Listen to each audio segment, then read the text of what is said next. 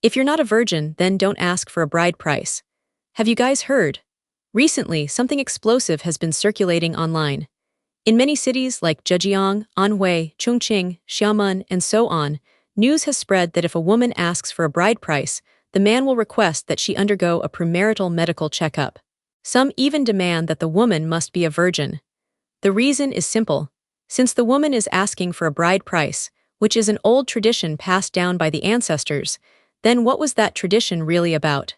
In the old days, the tradition was that a young lady from a good family would be carried in a bridal sedan chair, formally married into a respectable family, becoming a virtuous wife and good mother. If a man spent a large sum to marry, it was for a woman with her chastity intact. So, men saying they want their bride to be a virgin isn't unreasonable. You demand a bride price, and I demand that you're a virgin. Is that excessive? That's why both sides argue their points. Each believes they're right. Women want a bride price, men say fine, let's do a premarital check. If she's not a virgin, then no bride price, and that's that. So, what do you think of this reasoning? Do you support it? Marriage is supposed to be about love, loyalty, and building a life together. But in modern China, it has turned into one of the biggest scams a man can fall into. What's happening right now is brutal, and a lot of guys don't even see it coming until it's too late. The so-called bride price culture has destroyed any real sense of romance or trust, and many women have learned to weaponize marriage purely as a way to extract wealth from men. Marriage has now become a way for women to get rich, get married a few more times, and you end up with houses and money. But is it really like that? Let's look at this issue based on actual court verdict data. The Shanghai High People's Court did a statistical analysis of marriage and romance fraud cases from 2016 to 2021. In those 6 years, there were 637 criminal suspects in total. Among them, 475 were men and 162 were women. Out of the 475 men, 120 committed crimes by impersonating the opposite sex. Sure enough, men really do understand best what other men want. Indeed, there is a small group of opportunistic men and women who try to use marriage as a way to escape poverty and get rich. But for most people, the real desire is simply to find a partner and live a steady, ordinary life. I understand your hardships, and you understand mine. Let's put aside gender bias and cherish one another as we go along. In Chinese society, families put a ridiculous amount of pressure on men to prove they're worthy of marriage. A man is expected to have an apartment, often fully paid off, a car, savings, and on top of that, he has to cough up a massive bride price. In a lot of places, the bride price can reach tens of thousands of dollars, sometimes even over $100,000 depending on the region. For the average guy, that's years and years of savings wiped out in one move, all because he's been convinced that's the only way to secure a wife. I've realized something: men who can't get a wife are really just foolish and silly. They keep cursing women all day, saying women's standards are too high. But your competitors aren't women, your competitors are capable men who can earn money. They're the ones who get most of the women, sometimes even more than one. Deep down, you guys understand this, but you pretend not to. You don't have a car, you don't have a house, you don't have money, you don't have a stable job, and your income is low. Of course women don't want to marry you. What should she follow you and live on the northwest wind, basically starve together? And your mindset is like this. It's like a man who can't afford a million-yuan luxury car. The problem isn't that the luxury car is too expensive, so don't go attacking it for being pricey. Just be honest with yourself and ride your little electric scooter to work. Many women treat this tradition as nothing more than a cash grab. There are endless stories of men who scrape together everything they have, pay the bride price, cover the wedding, buy the apartment, and then, within months, the marriage collapses. The woman takes off, sometimes with divorce settlements stacked on top of the money she already got. Some even return to their family homes after securing the payout, leaving the man bankrupt, humiliated, and with nothing to show for it except debt and regret.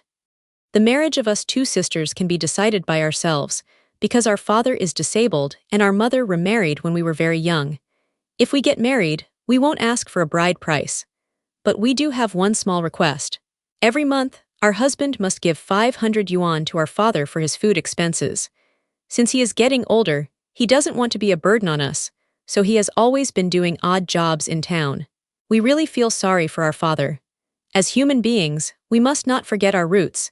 Filial piety comes first among all virtues. Do you think what we sisters are doing is right or not? There's even a term floating around in Chinese social media circles that basically means marriage fraud. Some women will intentionally marry a man, knowing full well they have no intention of staying with him long term. The whole plan is to cash in on the bride price, enjoy the gifts, and then bail. It's transactional, it's cold, and it's destroying any sense of real trust between men and women in China. I feel that marriage is like your second reincarnation. You can't choose your birth, whether your parents have money, what education they have, or what social status they hold. That's all out of your control. But marriage, your other half, and the kind of family you'll marry into, that's something completely in your own hands. Some people, as soon as they get married, already have a house and a car. At least when it comes to housing and cars, they don't need to struggle for it themselves. They don't have to support both sets of parents either, so the money the couple earns goes straight into their own pockets. But for others, even when their kids are already over 10 years old, they're still working themselves to the bone to buy a house and a car, too stingy to eat well, too stingy to dress well, fighting day and night with the trivialities of life. That's why I think when a girl looks for a husband, she must consider his family background and try to choose someone with decent conditions. Maybe this sounds a little morally questionable, but in the end, it's your own life. Being realistic won't do you any harm. When choosing a partner, there are 3 kinds of people worth being with. The first is someone better than you, the second is someone who can make you better, and the third is someone willing to grow better together with you. Love isn't the priority anymore, money is. Parents don't ask their daughters if the man treats them well or if they're happy together. They ask, does he own property? How much is he willing to pay? In fact, many families openly see marriage as a business deal. The daughter is like an investment, and the groom's family is expected to buy in. It's not about starting a new life together, it's about transferring wealth from one family to another. What is the saddest thing in a marriage? Haven't you noticed that in most families, as long as the woman can no longer endure it, that marriage is basically over? Many families that look happy and harmonious are actually built on the woman's sacrifice, held together bit by bit through her patience and tolerance, until one day she's truly heartbroken, unwilling to endure any longer, unwilling to keep losing out. That's when the marriage ends. What's even more ridiculous is that people will then come out and say she's not trying to live a good life, or that she has changed. Marriage is clearly something between 2 people, but if it can only be sustained by a woman's endurance and sacrifice, then doesn't its meaning reduce to nothing more than producing the next generation? For Western men looking at this from the outside, it might sound insane, but this is everyday reality in China. It's reached the point where men are pushing back hard. A lot of younger Chinese men are outright refusing to play this game anymore. They're tired of being treated like walking wallets. Some have gone so far as to avoid marriage altogether, which is partly why the marriage rate in China has collapsed in recent years. Men have realized that no matter how hard they work, no matter how much they save, it's never enough. The demands keep getting higher, and the payoff is almost always heartbreak.